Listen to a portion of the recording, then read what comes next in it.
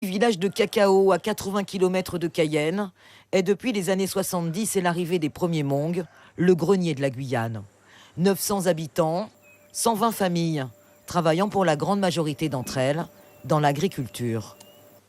Pour aider les exploitants, la DAF et la Chambre d'agriculture ont mis en place un encadrement technique et administratif. Et à Cacao, on salue l'initiative. Nous, on ne comprend pas tellement le français.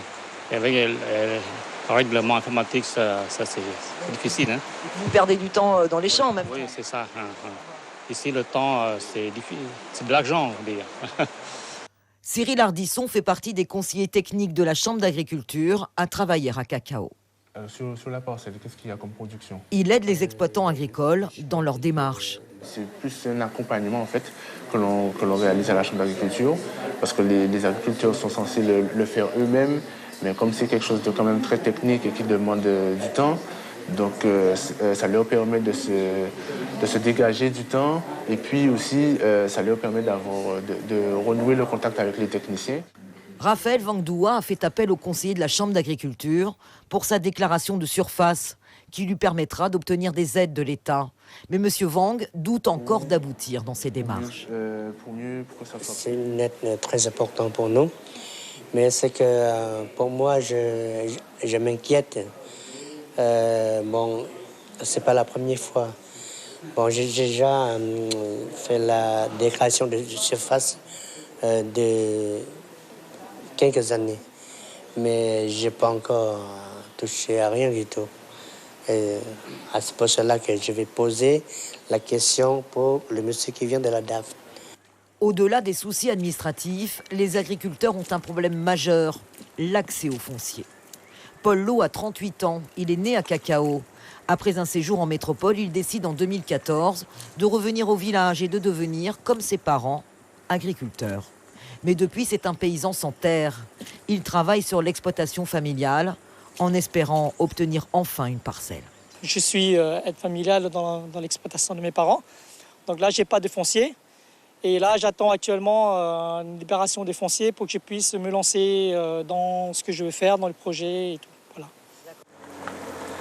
Comme la plupart des agriculteurs de Cacao, Paul Lowe emprunte cette route tous les jours, la piste des champs. Elle mène à des centaines de parcelles agricoles. Ici, les fruits et légumes vendus au marché de Cayenne et dans les grandes surfaces de Guyane. Mais pour accéder aux champs, c'est une véritable galère. Le quotidien, c'est ça.